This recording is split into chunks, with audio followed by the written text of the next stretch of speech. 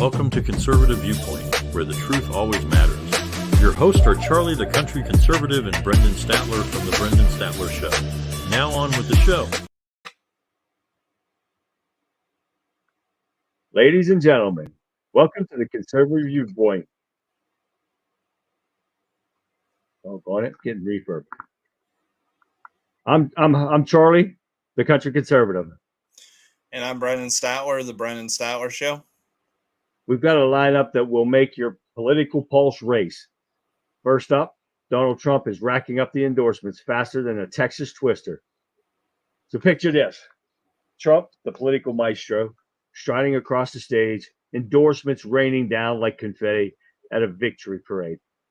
From local sheriffs to influential senators, they're all lining up to give him the nod. Well, what does that mean for the GOP? Is it a sign of unity or a brewing storm? We'll dissect the applications and decode the endorsements of the gang. Then we'll dissect Joe Biden's controversial remarks at Morehouse College, where he danced on the edge of racial politics. At Morehouse College, President Biden waltzed into racial minefield. His words, like a tightrope walker's balancing act, left some applauding and others fuming, and students turning them back on him, literally, not figuratively. Was it a genuine call for unity or a calculated move? We'll analyze the nuance, that the reactions, whether this dance will lead to harmony or discord. And finally, buckle up for the latest twist in the immigration saga. Democrats allegedly scheming to get undocumented immigrants to the voting booth. Can you imagine a secret meeting in a dimly lit room of DC? Democrats huddled, scheming to expand their voter base. Their target? Undocumented immigrants. Is it a desperate ploy or a strategic move? We'll explore the legal, ethical, and political ramification of this clandestine push. So grab your coffee, because this episode is about to kick off, and a political roller coaster is about to take off, and we're riding shotgun. So on with the show. Hi, everyone. Hope you're having a good Tuesday. First off, I want to tell you that this will be our last show for the week. I'll be going on vacation starting tomorrow, but we will be back bright and early and bushy-tailed Monday. Well, maybe not bright and bushy-tailed, but at least we'll be back on Monday. We'll have a great Memorial Day show for you. Now, again, before we start the show, I ask you guys, like always, please check out our Rumble pages. Mine is the Country Conservative. Brendan's is the Brendan Statler Show. Check out our videos. Share them with your friends and family. And every liberal you know, share them with all of them just to piss them off. I don't care.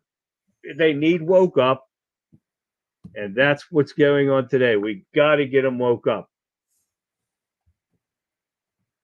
This has to be done by November so we can regain control of our country and get our freedoms that are under attack back. So what's going on today, Brendan? Well, it appears that the Biden's FBI had in his sorry, let me start this again. I'm all discombobulated trying to get everything together here. It appears Biden's FBI was trying to execute an assassination attempt on President Trump. According to an operation order produced in Discovery, the FBI believed its objective for a Mar-a-Lago raid was to seize classified information, what they call classified information, NDI and U.S. government records as described in the search warrant. The order contained a policy statement regarding the use of deadly force, which stated, for example, law enforcement officers of the Department of Justice may use deadly force when necessary. So, take a step back and look at this. Under what circumstances would they need to use deadly force when searching the president's home, especially when it comes to documents. No kidding. There is absolutely no reason to authorize deadly force in a search like this. I believe that they are trying to assassinate Trump. That is what I believe is happening here, because there is no justification for authorizing this unless you believe that there is a possibility that deadly force would be necessary. And what would be the reason for deadly force being necessary against a elderly man in his 70s? Unless they were planning on taking on the Secret Service. Oh, possibly. It's just I think that That's it was an ridiculous. assassination attempt. I believe that they were hoping that Trump would be there, and they just look at this example. They barge in, Trump's in the bathroom, he's reaching for toilet paper or something. They say he's reaching for a gun, boom, they shoot him dead. Yeah. I mean, I think they were looking for that opportunity. And, the main reason that they are so freaked out, you see the media hysteria lately, saying that Trump is going to be a dictator if he gets back in office. They are setting the stage for something. So I believe, and there are strong rumors that I have received from people that are very reliable sources, let's just call them. I'm not going to use their names, that have been telling me that the reason that the FBI raided Mar-a-Lago was to seize the documents of everybody involved in the Russian collusion hoax. What does this mean? This means that many people are named that were involved in the Russia hoax, trying to tie Donald Trump to Russia. And Trump has all these names in these documents, and their fear is that they're all going to go to prison when Donald Trump gets back into office. So that is why the media is setting this narrative that Donald Trump's going to be a dictator. He's going to go after his political opponents. They're setting the stage for this happening so the media could go, see, we told you he was going to be a dictator. This is what they are so afraid of, I believe. This is why they're going after Trump. Trump has names and he has evidence of people that were in this Russian collusion hoax. Michael Cohen, Hillary Clinton, even Barack Obama. Oh, yeah, he got them all. Many people could be going to prison if this is true. If what I'm seeing and hearing is true, there's going to be a lot of people going to prison. Well, they have those 51 ex-intelligent people that signed that letter knowingly that it was fake information, and they signed it anyways. Absolutely. So that's probably part of it too. And now you were talking about dictator. Do you have that other story? I may, like I said, yes, I had some of these saved on Facebook, and I just found out before we went on air. Apparently, my Facebook account has been suspended. Don't know why. I can't access anything on Facebook. I'm not even appearing on Facebook right now, so that's why we added YouTube to the live stream. So I do have it here somewhere. Let me. Well, while you're talking, I think I sent it to you. I got something. Well, Sean on Wimpkin, Trump's going to clean house at the FBI. You better believe he's going to. And William Lockett, he needs to get rid of the entire intelligence mechanism, develop our own tech and weapons, and dare someone to try it. I agree with you exactly on that one, William. That is 100%. Absolutely. So I can't find the article that I apparently. But you know what happened. Just go ahead and say what happened. So I'll go through it real quick. So everybody's so concerned about Donald Trump becoming a dictator. Everybody in the media, everybody on the left, right? But yet we continue to send endless amounts of money to Ukraine, along with weapons and everything else that Ukraine asked for. Here's the big story.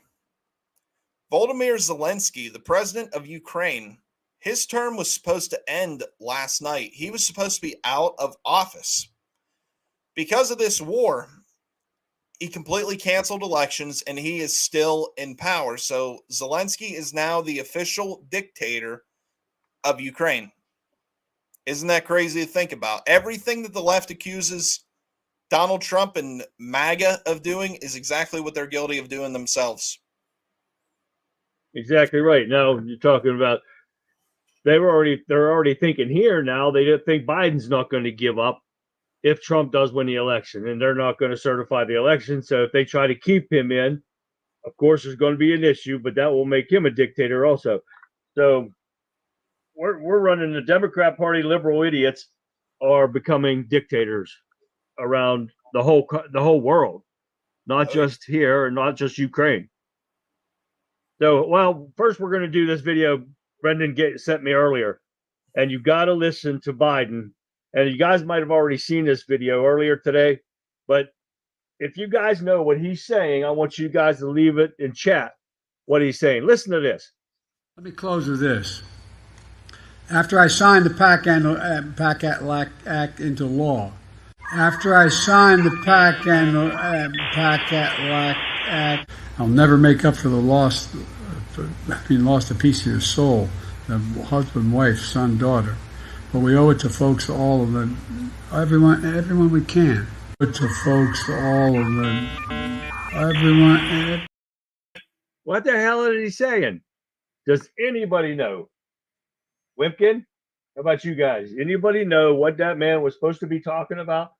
Because I haven't got a clue of what the hell he was talking about. I'm telling you what, if him signing the Pack-a-lack-a-dack-a-dack, whatever the hell he said, doesn't make you want to vote for Biden, I don't know what will. Oh, no kidding. He signed that, and it's so important. I don't get it. Do you even know where he was when he said this stuff? No, I saw it on TV earlier today, and I happened to find it on I forget what I found it on.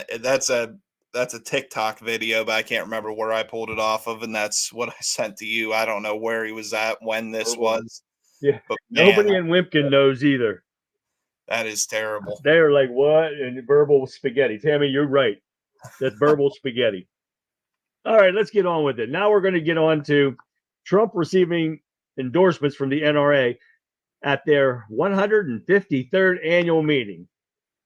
Now, this is a very extremely important endorsement because our Second Amendments have never been so badly under attack by these extremist Democrats.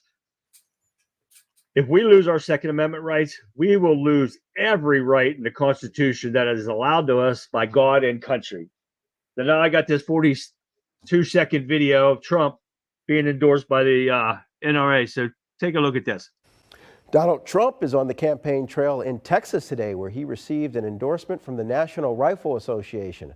The former president thanked the thousands of NRA members at the gun lobby's annual forum in Dallas. Trump has called himself, quote, the best friend gun owners have ever had in the White House. He claims Democrats are trying to take guns away. We're under siege with the guns, the rifles, and everything else. We're under siege, but they didn't move us an inch. And we have to stand strong. You know that? We have to stand very strong. Trump called on gun owners to show up and vote. He says they haven't participated enough in previous elections, and if they do, no one can beat him. Damn right. That's right. Because Trump actually says that our Constitution is being run through the shredder. The Democrats are putting the Second Amendment under siege and putting the Constitution through the shredder. To quote Trump, under crooked Joe Biden, everything you stand for is under threat like never before. Now I got this 34-second video of Trump talking about shredding the Democrats shredding our Constitution. Take a look at this one. Where is it at? Our Constitution, he said I would. Did they give you a hard time too? Did they give you a hard time? Our Constitution is being ripped to shreds. Israel is under attack. And now we have terrorist sympathizers chanting their jihad slogans on our streets, all over our streets. With your vote, we will defend our country, we will defend our Judeo-Christian values, and we will defend Western civilization. And that's what we've got to do, right? That's what we've got to do.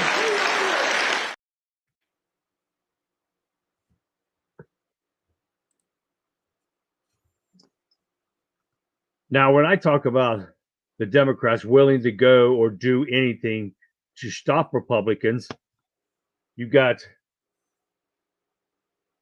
Trump's old lawyer for election interference in Arizona was arrested in Phoenix on charges related to the 2020 alternate electors, even though he had zero involvement in the Arizona litigation, and they still arrested him anyways. Now they're arresting people for not even being involved in these crimes. The Democrats have to be stopped at all costs. They are ruining this country, and this is what tyranny looks like. And we have the God-given right to stop tyranny at our doorsteps by the Constitution. And something's got to be done. I mean, what else are we going to do? Because these Democrats are doing everything. The lawlessness is out of control with these Democrats. Yeah, and they want the people disarmed because that is the only thing that separates us from absolute tyranny is our Second Amendment. I mean, I think I've mentioned this before. Just look north of our border. Look at Canada. Look at what Canada has become. It's all because Canada, as far as I know anyway, doesn't have the right to keep and bear arms. They don't have a Second Amendment in their version of the Constitution like we have here in our Constitution in the United States. That Canada is an absolute police state. That is the only thing that separates us from being a full-blown third world dictatorship. That is the only thing. That is why they try to take the guns away. It's not just the AR-15s. They're coming for every gun possible. They want to disarm society because if the society's disarmed, what's stopping them? They're going to have their guns. That's the whole plan. And they do this with everything. If you look at everything that the deep state tries to do, they disguise it under public safety. You know, it's for your own good. Look at what they did with the China virus. Look at how they handled that. Take the vaccine. It's for your own good. Yeah, that's what they do with That's what they do with these with the guns. Well, we're just going to ban the AR-15. It's for your own good. Nobody should own a weapon like that. Today, it is the AR-15. Yeah, they are the reason why we need those guns. Yeah, then tomorrow it's another gun. Then it's another gun until you're completely disarmed. They want everybody disarmed so they can have complete control of the people forever. Oh, most definitely. Now we're going to get into one, Biden's race baiting at Morehouse College in his speech, and it's been condemned all over social media as the biggest racist on the planet. Now, I've got two videos for you, and they are a little longer than what we normally do, but they are so important. If you haven't seen all these, and I put these together yesterday and today, it's crazy. But this first one I'm going to show you right now, it's about 2 minutes, 11 seconds long. This is the lies he was telling these graduates the other day that made some of them turn their back, literally turn their chairs around and face backwards, and they showed them in the crowd.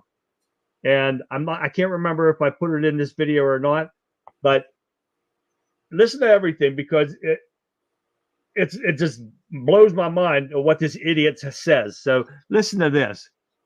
I got more Morehouse men in the White House telling me what to do than I know what to do.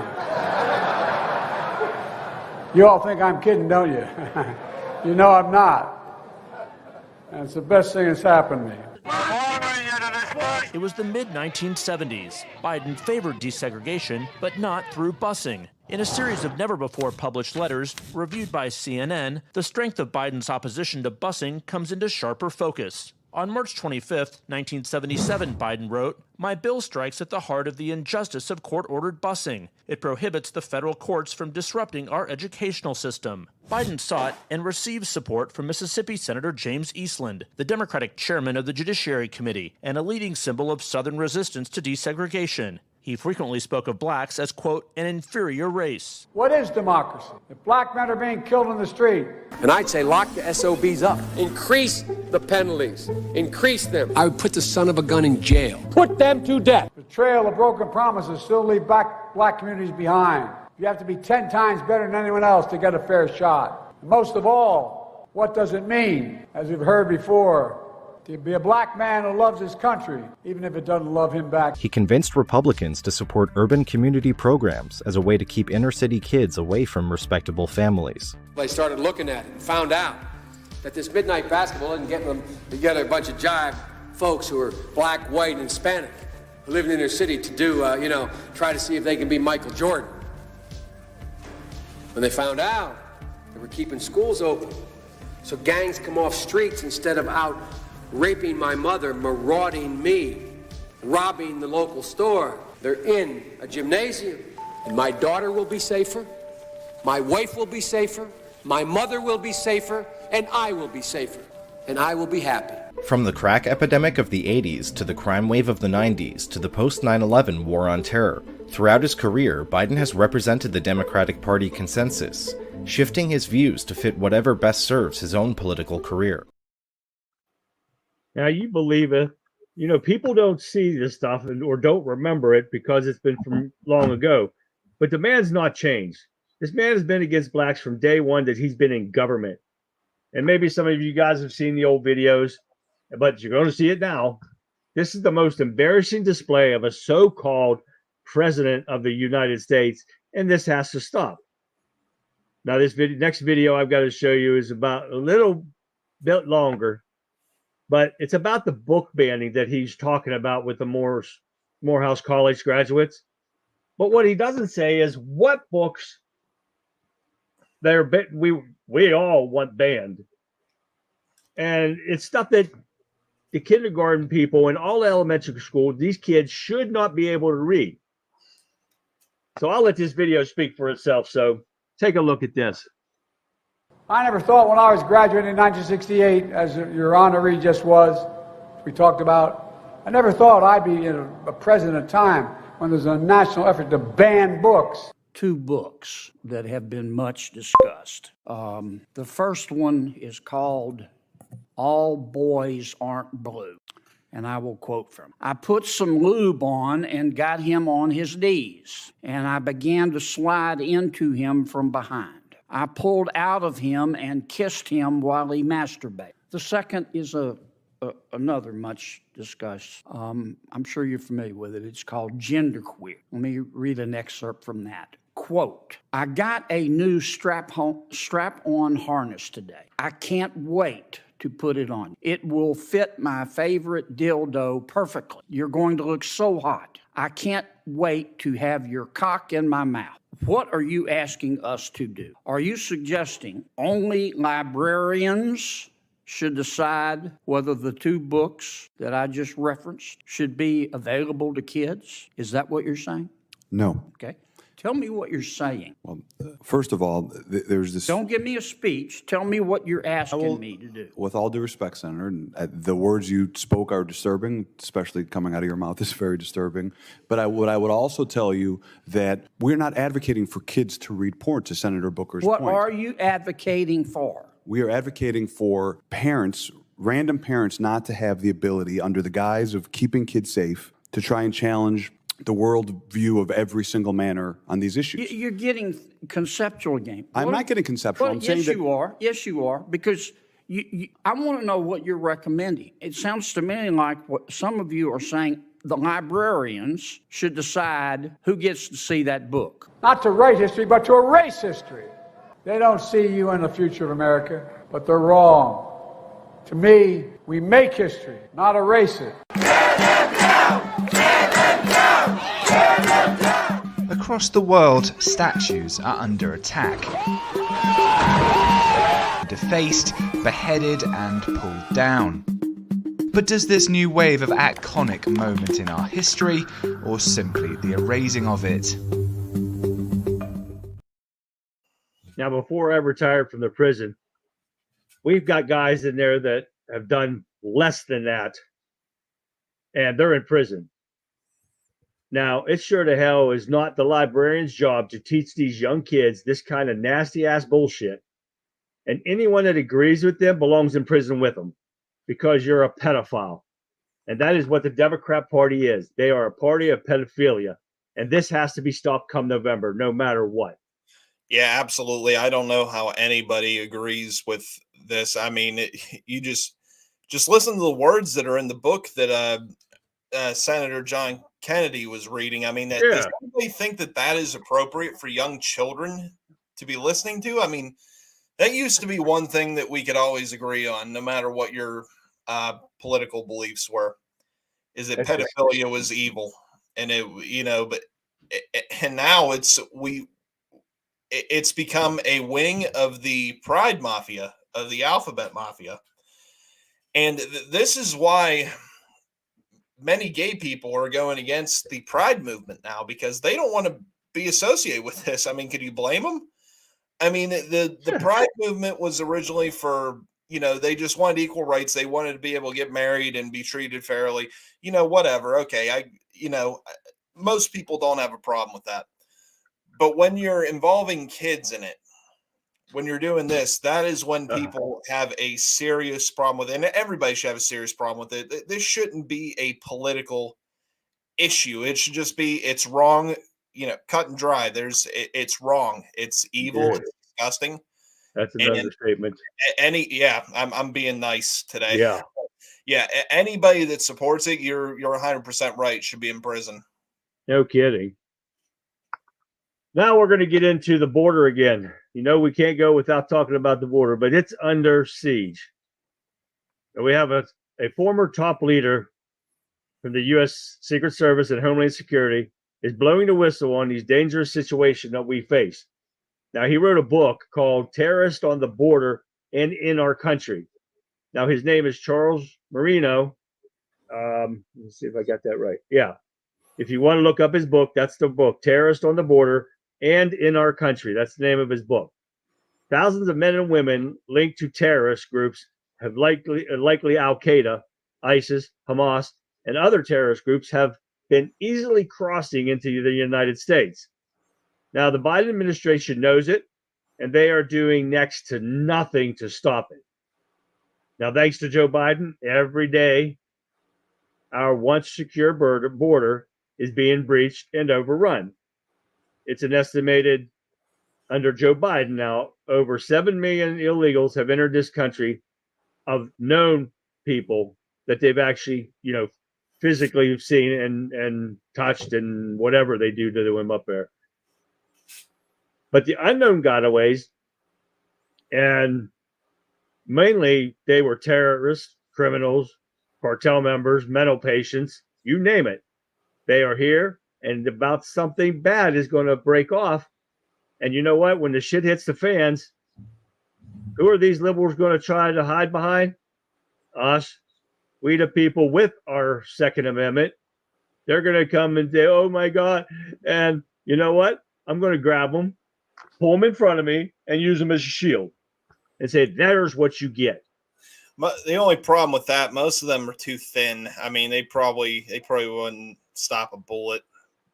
No kidding. A lot of them are soy boys, so they don't have much. They don't have any muscle. And well, what do these liberals do? These liberals, when something happens, what happened? They call what? 911. Yeah, a guy with a gun. Yes, but they want to try to ban our guns. Are you serious? The hell with all of them. I will use them as a bulletproof vest. Yeah, it's like I said before, to quote Michael Savage, liberal logic. It's a mental disorder. Oh, yeah, most definitely. And because Joe Biden's weakness at the southern border, there's a Democrat, and there was a Democrat GOP showdown this weekend over non-citizens voting in Washington, D.C. I don't know if you guys heard about that. That's right. The Democrats are trying to pass a law allowing illegal immigrants to start voting. Now, this is just showing the outright reason why they're allowing the southern border to be open, because they want for votes. Now, I got, I think she's the mayor of D.C. talking about this bill. It's only 33 seconds. No, it's about a minute 33, it says. But talking about this bill to allow these idiots and these criminals to vote. And we've been talking about this on other shows too, because it's for their electorates and all that crap. But listen to this. Listen to her, what she says. Citizen residents are a step closer to being able to vote in D.C. elections. The D.C. Council has taken the first of 2 votes on a bill that will allow them to vote. News 4's Jackie Benson takes a closer look now at what it could mean for politics in the district. The bill, which passed in a 12-1 council vote on first reading Tuesday, would amend the district's election code. It would permit all non-citizen residents in D.C., including green card holders, temporary residents on visas, and undocumented immigrants, to vote in local elections. It could affect an estimated 50,000 people who live in the district. Reaction from D.C. Mayor Muriel Bowser. This was something that I think the council moved on without much input. I mean, it wasn't the bill that was originally introduced. So I want to look very closely at how they determine who's eligible to vote. A second and final vote will take place next month. We spoke with a group of American University students who, like all college students who reside in the district, are eligible to register to vote in local elections 30 days after they move here. Yeah, if they live here, this shouldn't be a problem. I think it should be fine. Yeah. The local elections are the things that affect us most, so I think anyone should be able to vote if you live here. Anything that can make local governments more representative, I'm all for it. If the measure is approved next month, the district would join a number of Maryland jurisdictions, including Tacoma Park, in allowing non-citizens to vote in local elections. In Northwest, Jackie Benson, News 4. This is where it starts, and this is where it needs to end. Illegal criminals cannot come into our and endure the rights that we get under the Constitution. We need to pack them up, send them back where they came from until they can come in here legally, because 99.9% of these people that are here will not pass a proper vetting to come to the United States to become legal citizens. Now, it's definitely got to stop. I'm tired of this. Every time you turn around, those kids at the end there, they don't have a clue what the hell is going on. Yeah, this is another example of the mental disorder known as liberalism that I mentioned earlier. I mean, this is Washington, D.C. summed up. I mean, this is an area that votes 95% Democrat almost every election, and it shows because these people are so stupid. You see it in this video. There is no other country where you could go in as a non-citizen and vote in any kind of election, and it shouldn't be that way. If you're not a citizen, you have no say in the way that government is run in that country. You want to have a say in that how government runs in that country? You become a citizen. Exactly. You know, that's how every other country operates. I couldn't go over to just use an example. I couldn't go over to Italy or Japan or any of these other countries and vote in even a local election there because I'm not a citizen. Why is it any different here? It doesn't matter. Even if you were here legally, if you were on a work visa or whatever, you're on a green card. If you are not a citizen, you don't get a vote. That's it. Exactly right. Because now the Democrats are trying to deny that non-citizens are voting in federal elections while Republicans seek to prevent it. Now, on this next video I got for you, it's about 1 minute, 29 seconds long. It tells you about what's going on with the Democrats and what they are trying to prevent it, how the Republicans are trying to prevent it. So take a look at this real quick. My amendment's simple. It would require that the census determine basic population statistics like the number of citizens, non-citizens, and illegal aliens that live in this country, you know, what the census is supposed to do. And it would require that only U.S. citizens be counted in determining the number of House seats and electoral votes that go to each state. That's pretty simple. That's pretty straightforward. That's how most Americans think things should work here in America. Unfortunately, illegal aliens are currently counted for the purposes of determining how many congressional seats and how many electoral votes a given state may obtain. The more illegal aliens, the more non-citizens in your state or your district, the greater your voting power in Congress and the greater your voting power in presidential elections. This means that in a state like California, millions of illegal aliens result in California getting several more congressional seats, several more electoral college votes. This not only destroys the principle of one person, one vote by making some Americans' votes more powerful than others, but it encourages illegal immigration in sanctuary cities as a way to increase political power. Yeah, he's absolutely right. I was checking on Wimpkin here, and the guys in there, and they're absolutely right. They're talking about making sure you guys stay alert, stay vigilant, and what I say at the end of some of these video or streams, and making sure you guys stay armed, like Sean's saying on there, because we are. He says you are your own first responder. Your early actions can save lives. He's exactly right. Absolutely. You can't. You are, because you call 911. For me, it's going to take anywhere between half hour and an hour for a cop to get here. Yeah, and on that note, it kind of tie these two subjects together we've been talking about. I'm going to make the same argument for the illegals voting in local elections as I was with the, just banning the AR-15 like I talked about before. Today, it's just illegals voting in local elections. And before you know it, they're voting in state elections, federal elections. Yep. You give these people an inch, they take a mile. This needs to be stopped immediately. You're damn right it does, because they should have no rights under our Constitution until you become a legal citizen of our United States. That's how we get our rights. That's how our laws cover them. They should be booted the hell back until they can come here legally. But the Democrats are doing this to try to get these illegals to vote. And it proves everything that we said of why the open border and stuff. And it's not about feeling bad for these illegal immigrants, criminals running away from corrupt government or feast and famine, because they're running into the same thing here. It's about fixing an election from now until the end of days. So we have to put a stop to this come November, no matter what happens. Let me know what you guys think in chat. Do you think that's exactly what's going on here? That the Democrats are trying to fix the election? Because that's what I think. I don't know what you think about it, Brendan. That's exactly right. There are many aspects to this, I believe. We mentioned this last night, I believe it was last night, that you get more delegates based off of people that are just residing in the state. It goes off the census.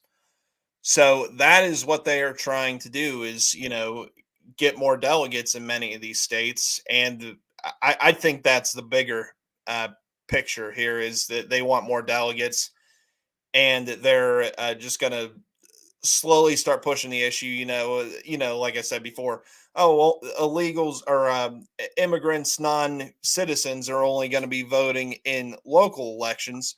Then before you know it, it's going to be state elections, and it's going to be federal elections. Right. This is the plan all along. It's the they're just trying to create a whole new voting base, because you just think about it. If you were going into another country and one particular party invited you in, gave you all kind of free stuff, what party would you be voting for? Exactly. I mean, that's a no-brainer to those people. So that's exactly what they're trying to do. This is all it all goes back to everything that these people do. It is to retain power forever. That's all it is. That is the whole motivation behind this. It's not to better like these freaking idiots in Washington D.C. saying that it's to better represent the community so they can vote in local. It's not about no. It's not about any of that bullshit. No, it's not. It's for power and control forever. That's what it comes down to. Yeah, and you give somebody something, like you said, that they didn't have if they supposedly are running from feast, famine and fear of their government, all that stuff. And if you give them something, it's like Christmas time to them. Oh yeah. But now, I've watched a lot of videos of these people that are crossing our border illegally, and they've got better clothes, tennis shoes, cell phones than I have. Yeah. So what the hell? They don't look like they're really hurting for anything. Yeah, and it's very coincidental, I'm sure, that many of them look like they belong in the military. Exactly. Belong in foreign militaries. I'm sure that's just a coincidence. Yeah. Sure. Yeah, of course. Now we're going to switch gears a little bit, and we got to bring this one up because it comes from Breitbart News. Now the FDA is warning, and now it's really a coincidence here too that the election time is rolling around, and the FDA warns that a 25% kill rate in the new virus. And what they're talking about is the bird flu virus. Now it's election time, so what the Democrats do best, come up with a new pandemic, a new way to scare people. You know, funny how that works, right? After Joe Biden got in, the other pandemic just disappeared. It's amazing. You know, they just roll in there and wow, poof, COVID is gone. You know, just disappeared. And they are losing their ass in the polls, and they know it. So what are they doing? Bringing a pandemic back. So don't be surprised if you start seeing lockdowns or visiting or something like that. You know, now soon they can just go straight, you know, mail-in balloting just like they did in 2020, so they can cheat easier. Because right now everybody's out and about and they can do what they want.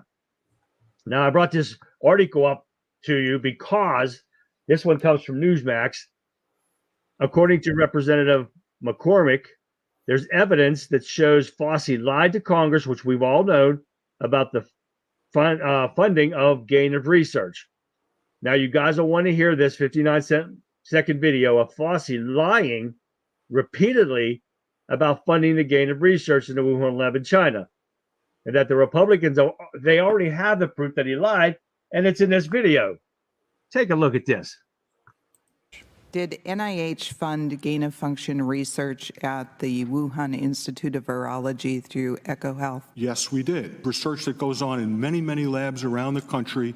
It is not regulated, and the reason it's not regulated is it poses no threat or harm to anybody. The NIH has not ever and does not now fund gain-of-function research. Dr. Barrett does not doing gain-of-function research. It is not gain of function. I don't favor gain of function research in China. I will repeat again, the NIH and NIAID categorically has not funded gain of function research. Again, we have not funded gain of function research. I don't know how many times I can say it, Madam Chair. We did not fund gain of function research.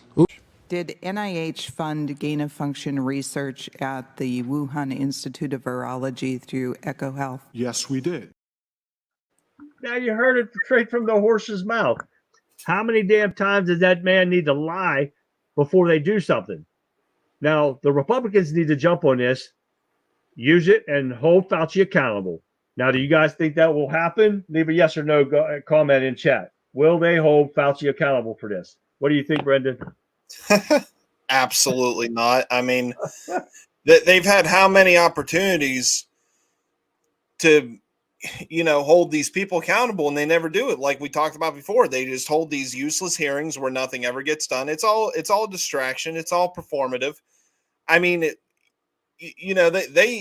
I'll give you an example here. I don't think the Republicans are going to do anything about any of these cases, really. I mean, the first case they should be acting on right now, and probably many of them are home now, I'm sure. They don't work any overtime like they should. Yeah. But they should be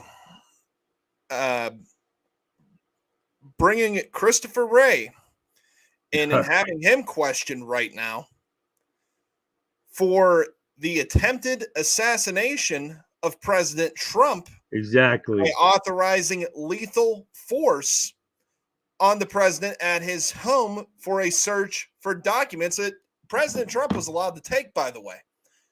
They should be rolling his ass into Congress right now and questioning him. They should be doing it right now as soon as that story broke. They should have been hauling him in right now. And you know what? And they're not going to. They're never going to hold a hearing on this. And if they do hold a hearing on it, that's as far as it's going to go. There's going to be no action because the Republican Party is the party of do nothing. Now, don't you have another story about who? I don't think.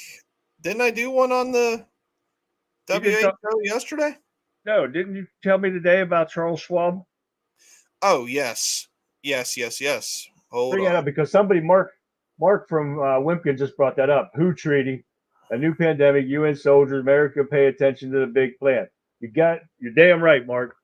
Bring that up. You got Okay. that? Yep.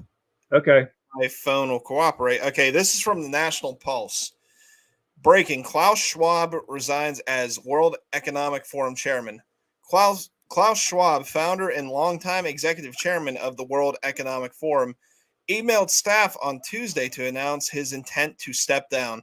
The email indicated that Schwab, who has led the organization since 1971, will move to a non-executive chairman role, so he'll still have tons of power, so let's not pop the champagne quite yet. Yeah. The transition is awaiting approval from the Swiss government and is anticipated to be completed before the WEF's annual meeting in 2025.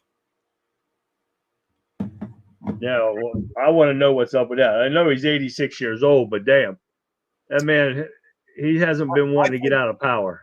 No, and he's still going to have power. He's still going to have a lot of power. Let's not mistake this. He's going to have all the power that he had before. He's going to be the one working behind the scenes. He's essentially going to be the Barack Obama of the World Health Organization. He's not going to be one out in front talking. He's going to be one pulling the strings from behind the curtain. I think they're doing this just for the optics perspective. They're going to put somebody in there younger to be the talking head, but really nothing's going to change. Klaus Schwab's going to be the one making all the decisions. That's what I think is going to happen, at least. I think it's all an optics thing. Oh, yeah. Most definitely is. I'm responding to some of the guys in Wimpkin's chat. But we're going to get into, and we will get into that next week, Sean. And I do believe it was $60,000 that he said he stole from Trump. Cohen stole $60,000. So and I was just reading an article as Brendan was talking just now about that very same thing that he was talking about. Hopefully something's going to get done with him. And I mean, he don't have no money left, I don't think. So I don't know what the hell Trump's going to get out of it. But let's get into this. Now, Judge Scott McAfee issues a new key ruling in Fannie Willis case. This ruling allows one of the co-defendants, in this case, Harrison Lloyd, a former leader of the Black Voices for Trump coalition. He has granted them a certificate for immediate review by the district, Scott McAfee, that allows them to request a review from the Georgia Court of Appeals. Now, McAfee's decision on this is unexpected because it goes against earlier decisions of validating procedural motions to prevent Willis from pursuing specific crimes. Now, this puts a lot of questions into all of what McAfee's decisions from day one that this trial started. Now, this video I want you guys to see yesterday, if you guys were watching. This is the video that I wanted you to see about the Georgia Board of Elections reprimanding investigators into the 2020 election. Now, you got to pay attention to this. This is crazy. Does the investigation confirm that there are missing ballot images? Yes. Yes. Do you know why 380,761 ballot images from Election Day machine count are not available? We subpoenaed Fulton County for all of their ballot images. We received approximately 518,000 ballot images. From Election Day? Those are for the recount. Those are from the recount, but we have no ballot images for 380,761 ballots from Election Day, correct? What was subpoenaed was the ballot images for the recount because that's what this case was about, not the Election Day. Does Fulton County know why there are not 380,761 ballot images from Election Day? As with the investigators, we have not been apprised of this allegation. This is the first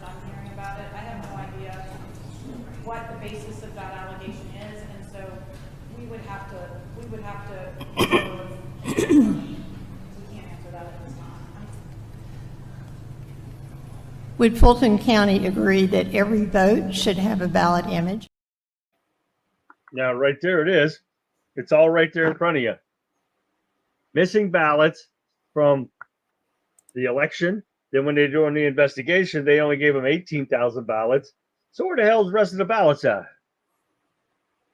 And I know in Georgia that supposedly Biden beat Trump in only by like 11,000 votes, I think it was. So we got 300,000 ballots missing. So why the hell haven't anybody done anything about this?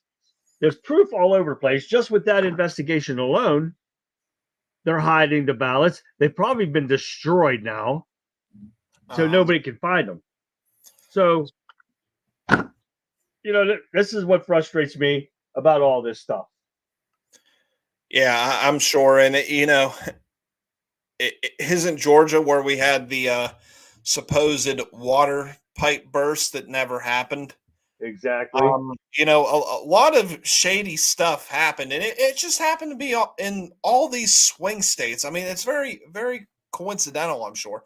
In Philadelphia, they were putting pizza boxes on the windows after they kicked the Republican poll watcher out. They did the same thing in Detroit, Michigan. Oh, yeah, they were holding the cameras up to the window and filming them. Yeah, and they were in their double blouse. Oh, yeah. Yeah, and then you have the fake water pipe burst in Georgia.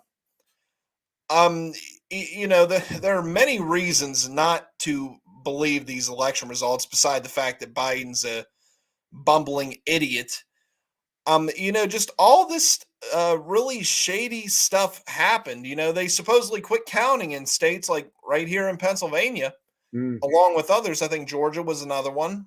And there were a few others, and they were all swing states where they supposedly quit counting for the night. And, this is probably around midnight. So most people were going to bed. Trump had a pretty good lead at this point, if everyone remembers correctly. He had a pretty good lead at that point in the day. Oh, Then yeah. all of a sudden you wake up the next morning and you see the numbers completely flipped. I actually stayed up and watched the numbers switch, how Biden's numbers kept going up after all these states supposedly quit counting. Biden's votes kept coming in. Trump's vote number in certain states actually went down. They were taking votes off Trump and giving them to Biden. Oh, yeah. And, and this is another issue that I've brought up too, particularly here in Pennsylvania. And there were probably other states where this happened, but I really know Pennsylvania because this is where we live. They counted for 3 more days, maybe 4 more days, whatever it was. Right. They said they were counting mail-in ballots. Yeah. Now, of course, I understand that the Democrats vote more by mail. So Biden's went up by the thousands over these next few days. Yep. With the mail-in vote count.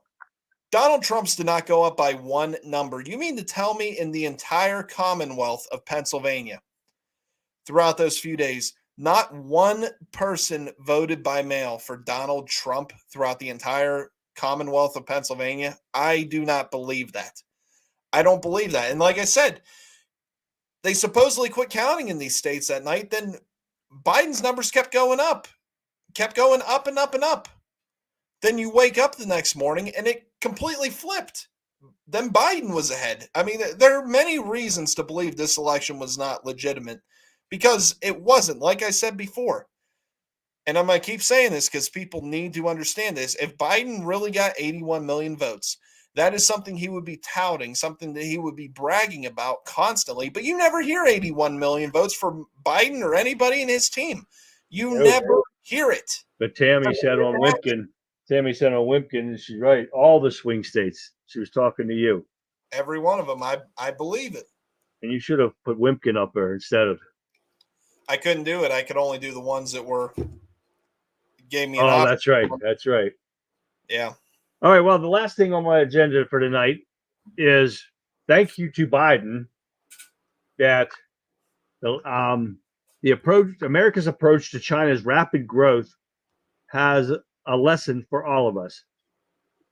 thanks to Joe Biden, the global economy is fragmenting and the new era of protectionism has dawned. Dreams by free marketeers and frictionless world in which goods and services move seamlessly from country to country are dead. Now I have a 24-second video showing you on China's economy, brought to you by Joe Biden. Take a look at this. China is the world's second largest economy and the biggest importer. But 40 years ago, it was a poor, largely rural nation, with at least 30% of its population living in poverty. That started to change in 1978, when China launched major economic reforms. The first were agricultural. Farmers were allowed to sell their surplus crops on the open market. Success in agriculture and more open trade led to the privatization of other state-owned enterprises. In 1980, China became a member of the World Bank and International Monetary Fund. That's the same year it created 4 special economic zones to encourage foreign direct investment. As the economy opened up to the outside world, companies flooded into China to build factories and take advantage of cheap labor. Stock markets in Shanghai and Shenzhen opened in 1990.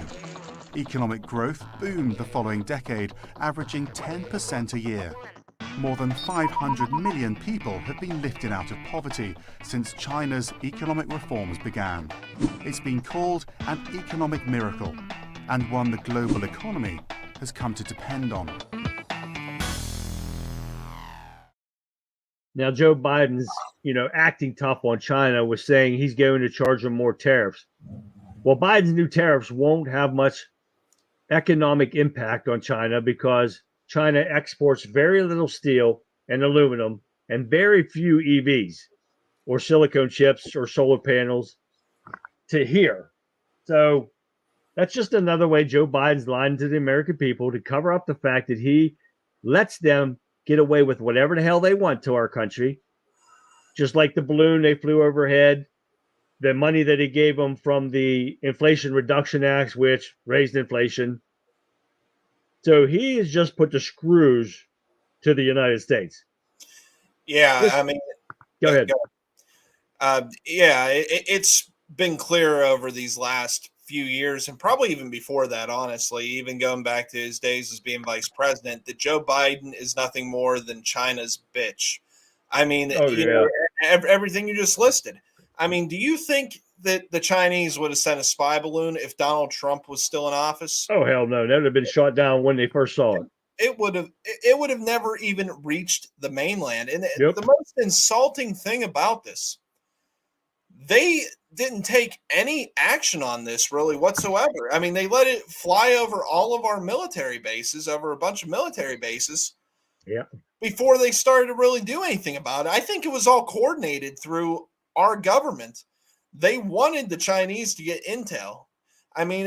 Nothing else explains how you just let something like that happen. China is easily our biggest enemy at the moment. Oh, yeah. Just think about this for a second. Can you imagine if Russia would have done the same thing, how different the response would be? Mm-hmm. And I'm not saying that the Russians are good people. I'm not saying that the Russian government is not evil. But they are definitely not our biggest enemy. China is. That's right. The response would have been so much different if Vladimir Putin would have sent a spy balloon over all of our military base. And you know what the thing is about it? They would find a way to blame that on Donald Trump. Even if he's not in office, they would find a way to blame Donald Trump for that happening. So, we really are owned by China at the moment, as long as Joe Biden is sitting in the Oval Office. That's how it is, and that's why we have to go out and vote for Trump, because this cannot continue. We are going to be part of China if this continues. Yep. And that's all we have for time for tonight, guys. So remember, there's no more show for the rest of this week, and we will be back on Monday, the 27th, on Memorial Day. We'll try to have a hell of a show for you set up. So please don't forget, check out our Rumble page. Again, mine is The Country Conservative. Brendan's is The Brendan Statler Show. Check out our videos, share them with your friends, your family, definitely your liberals. Especially, you know them, you don't know them, who cares? Send them to them. Make sure you like, share, whatever it is from wherever you're tuning in from. Give us a thumbs up on Rumble. You know, the like and everything. It helps our channel grow. Helps us improve our channel. Now, as we close out tonight's show, fellow patriots and truth seekers, thank you for joining us on this journey through this political landscape. As we navigate through the tough and rough waters of our times, let us reflect in its bedrock principles that define conservatism. First, liberty, the beating heart of our nation, is not just a word. It's the very essence of who we are. Founders exited into the Constitution, and its pulses through our veins. Second, tradition, a compass that guides us. We honor the wisdom of those who came before us, their sacrifices, their struggles, and their triumphs. Now, third is our fiscal responsibility, the guardian of our future. We know the reckless spending today burdens generations to come, so let's balance budgets, cut waste, and ensure prosperity for all. Fourth, a faith is a cornerstone of our moral fabric. Whether you find solace in church, a synagogue, or mosque, faith reminds us of shared humanity. It teaches us compassion, forgiveness, and the sanctuary of life. And finally, sovereignty, the shield that guards our borders. We cherish legal immigration, but we also recognize the need for secure borders. Our nation without borders is like a house without walls, vulnerable and adrift. So, my friends, as we sign off today, let us carry these principles forward. Let us engage in a civil discourse, listen to opposing views, and seek common ground. For unity, we find strength. Thank you for being part of this conservative journey. And until Monday, Memorial Day, we will see you 9 p.m., May 27th, for another great episode of the Conservative Viewpoint. Until then, stay informed, stay passionate, and may the flame of liberty burn bright in our hearts. I'm Charlie, the Country Conservative, signing off. You guys have a great Memorial Day weekend. Be safe out there. Good night, everyone. good night, everyone. We'll see you Monday. God bless.